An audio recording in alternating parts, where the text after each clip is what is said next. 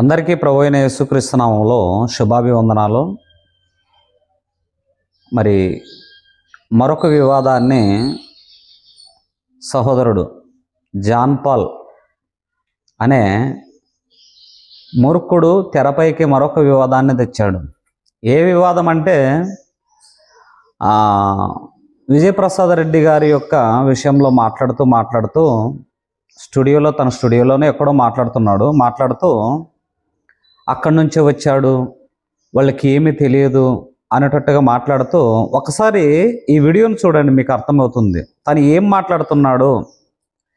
రక్షణకరమైన మార్గంలో నడిపిస్తున్నాడా, మనుషులను రెచ్చగొట్టే మాటలు మాట్లాడుతున్నాడా? మీరే ఆలోచించండి.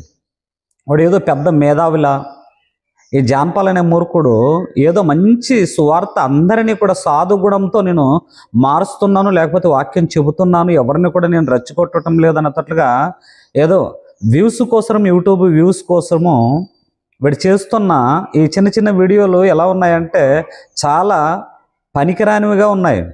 వీడే పెద్ద మేధావు కూడా కాదు. కాబట్టి ఈ జాన్ పాల్ అనే మూర్ఖుడు ఏం మాట్లాడుతున్నాడంటే BOUI అంటే బౌ అంటే మీకు తెలుసు కదా అంటున్నాడు. అంటే వెకిలించే మాటలు వీడి దగ్గర చాలా ఉన్నాయి. BOUI అనే బ్యాక్గ్రౌండ్ నుంచి వచ్చాడు ఆ వ్యక్తి. BOUI దాన్ని సింపుల్గా ఏమంటారంటే చాలామంది బయట వాళ్ళు బౌ యూనివర్సిటీ అని పిలుస్తారు. BOUI అంటే బౌ అంటే తెలుసు కదా మీకు? తెలుసు. పాపం వాళ్ళకి వాక్యం తెలియదు, వాళ్ళని చూసినప్పుడు జాలి అనిపిస్తుంది, వాక్యం తెలియదు. వాళ్ళు ఈ మోటివేషన్ అంతా కారణం. తొడలు తట్టడాలు, మోటివేషన్ చేయడాలు, కేకలు వేయడాలు, సవాల్ చేయడాలు, రెచ్చగొట్టడాలు, మళ్ళీ ఏ డిబేట్ చేసిన పాపని పోలా, కనీసం యూట్యూబ్ ఛానల్ కూడా డిబేట్ చేసిన పాపని పోలా వీళ్ళు. కానీ డిబేట్ చేసినట్టుగా, సవాల్ చేసినట్టుగా వాళ్ళ టైటిల్స్ ఎలా ఉంటాయంటే కట్టి మిగిల్చిన కన్నీటి కాదా అంటే యేసు సువార్త లేదు, పాపం పరిశుద్ధత అనే పదం లేదు అక్కడ, మారు మనసు అనే పదం లేదు అక్కడ.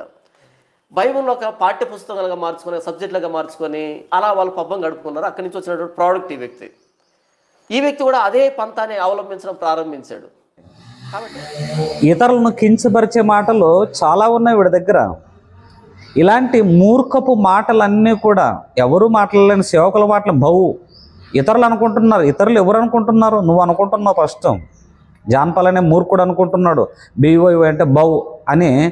మరి చాలామంది అనుకుంటున్నారు కదా, మీకు తెలుసు కదా బౌ అంటే. వాడికి తెలుసు, నీకు తెలుసేమో, కానీ Bible open university India international అనే అర్థం. అంటే బైబిల్ ఓపెన్ అనే పదాన్ని నువ్వేం చేస్తున్నావంటే బౌ అనే పదంగా మారుస్తున్నావు. దానికి అసలు ఆ పదం నువ్వు ఉపయోగించకూడదు కూడా.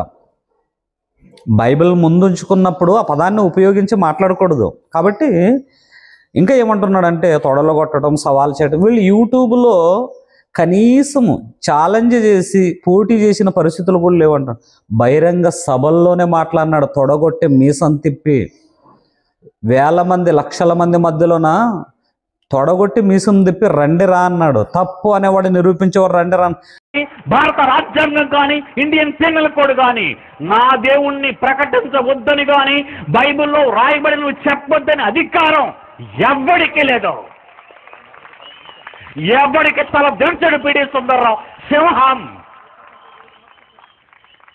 నా జోలికి వచ్చారు, నిజాన్ని ఇంతకాలం తర్వాత బయటకు తెచ్చి ప్రజలకు చూపిస్తుంటే నన్ను అడ్డగించేవాడు ఎవడైనా మట్టి కొట్టుకుపోతాడు. ఖబర్దార్.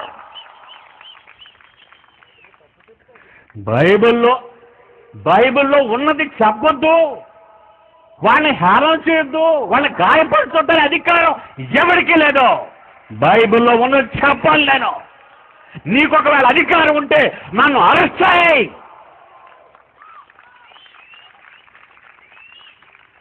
ఎవరయ్యా బైబిల్లో ఉన్నది చెప్పొద్దడానికి? ప్రధాన మంత్రి, ప్రెసిడెంట్ ఆఫ్ ఇండియా, పార్లమెంటా?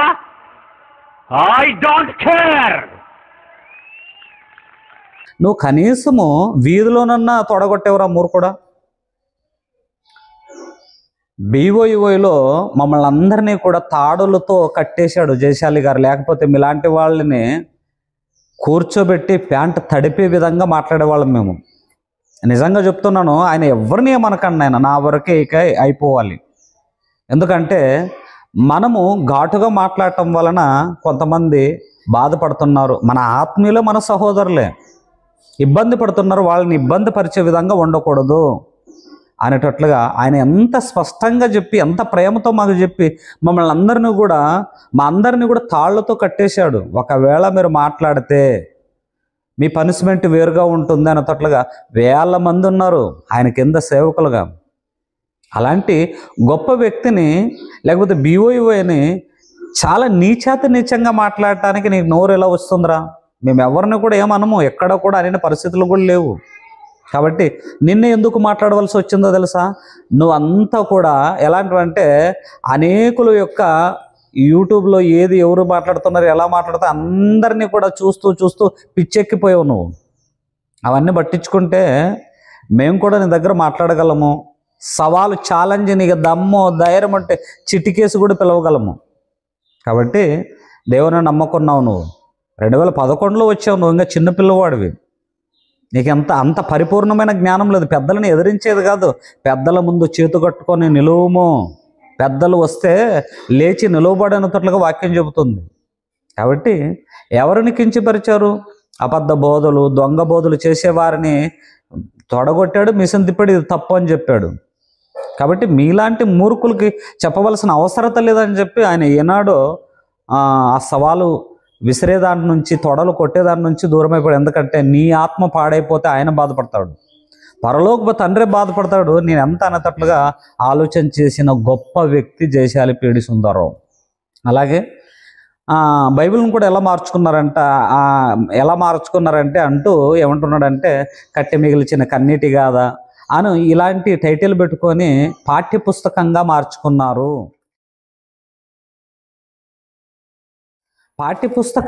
పాఠ్యపుస్తకము కంటే ఎక్కువగా మార్చుకోమని బైబిల్ చెప్పిందిరా మూర్ఖుడా.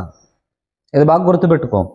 పాఠ్యపుస్తకమైనా ఏదో అప్పప్పుడు చదివే వాళ్ళు ఉన్నారు, దానికంటే ఎక్కువగా చేసుకోవాలి. పాఠ్యపుస్తకం అన్నావు నువ్వు చీప్గా. కానీ దేవుని యొక్క దాసుడు, దేవుడు చెప్పిన మాటలు మనం ఆలోచన చేస్తే కీర్తనల గ్రంథము 1వ అధ్యాయము 1, 2, 3 వచనాలు మనం చదవగలిగితే చూడండి. దుష్టుల ఆలోచన చొప్పున నడవక, పాపల మార్గం నిలవక, అపహాసకులు కూర్చుండ చోటును కూర్చుండక, యెహోవా ధర్మశాస్త్రమునందు ఆనందించుచు దీవారాత్రము దానిని ధ్యానించువాడు ధన్యుడు. దీవారాత్రము ధ్యానించమన్నాడు అంటే రాత్రి పగలు తేడా లేకొకున్నట్టుగా ధ్యానించండి అని చెప్తున్నాడు. పాఠ్యపుస్తకం కాదు, పాఠ్యపుస్తకం కంటే ఎక్కువగా నువ్వు ధ్యానించాలి దీన్ని, ఈ పరిశుద్ధమైన గ్రంథాన్ని. కాబట్టి మాట్లాడితే BOY పైన విషయం ఎందుకు గక్కుతున్నారు? ఒక్కరన్నా నీ గురించి మాట్లాడి, నేను తప్ప ఒక్కరైనా మాట్లాడతారా చెప్పు? మన్నటికే ఏది డాక్టర్ సంతోష్ కుమార్ గారు మాట్లాడిన మాటకి ఆత్మీయ తండ్రి జయశాలి గారు ఎంత కౌంటర్ ఇచ్చాడో తెలుసా ఆయనకి? ఎవరిని ఏమనకండి, అందరూ కలిసిమెలిసి ఉండాలి. ఎందుకంటే వ్యవస్థలు బాగలేవు ఇప్పుడు. మీలాంటి మూర్ఖులు ద్వారానే ఈరోజు వ్యవస్థ ఏమైపోతుంది అంటే క్రైస్తవము చాలా గందరగోళం అయిపోతుంది. కనీసం ఇంగిత జ్ఞానం లేకొకున్నట్టుగా మాట్లాడే మీలాంటి మూర్ఖుల ద్వారా. అందుకే హైందవులు అనేకులు కూడా మన మీద పడటము, ఒకరిని కొడుతూ ఒకరు ఆనందించుకోవటము, ఇలాంటి ఆలోచన మరి మనమే స్వహాగా చేసుకుంటున్నాం, వాళ్ళకి అవకాశాన్ని ఇస్తున్నాం. కాబట్టి BOY గురించి కానీ, జయశాలి పీడి సుందరరావు గారి గురించి కానీ మాట్లాడే హక్కు, అధికారం నీకు లేదు. ప్రేమతో చెప్తున్నాను. కాబట్టి జాగ్రత్త కలిగి పెద్దలను గౌరవించే, నువ్వు దేవుని నమ్మిన వాడైతే పెద్దలను గౌరవించు. నువ్వు ఇంకా చిన్న పిల్లవాడివి, అనుభవం లేదు నీకు, వాళ్ళకి ఇంకా ఏమీ తెలియదు, వాక్యం అంతటి తెలియదు, పాపము అంటున్నావు. తెలీదా? నాలాంటి వారిని, నీలాంటి వారిని మహా జ్ఞానవంతులను చేశాడు. అసలు అంశం పెట్టి మాట్లాడే సబ్జెక్టు లేదురా నీతోన. ఏదో యూట్యూబ్లోను వాళ్ళతోనూ వీళ్ళతోన చిన్నవి ఏదో నోటికి పడిందంతా కూడా మాట్లాడుతూ వెళ్ళిపోతావు నువ్వు.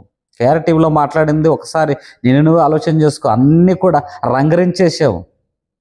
కాబట్టి పీడి సుందరరావు గారిని అనటం వలన నేను మాట్లాడటం జరిగింది. ఇలాంటి మూర్ఖులని నేను ఆవేశంతో అంటున్నానే కానీ నిజానికైతే ఎవరి మీద కూడా మాకు కక్షలు, విభేదాలు లేవు. అందరూ కలిసిమెలిసి దేవుని పని చేయాలి. మన బ్రతుకు కాలంలో దేవుని గురించిన ఈ సమాచారం, ఈ యొక్క సువార్త మన ద్వారా అందరికీ అందేలా మనమందరం కూడా చేయాలని హృదయపూర్వకంగా మీ అందరినీ కూడా కోరుకుంటున్నాను. అదిగాక ఎవరికి కూడా ఒకరికొకరు విరుద్ధ భావాలు పెంచుకోకండి. వ్యూస్ కోసము సహోదరుని పైన సహోదరుని నిందలు వేసి ఆలోచన చెయ్యకండి. ఈ విషయాన్ని గమనిస్తారని కోరుకుంటూ ఈ మాటలు ముగిస్తున్నాను.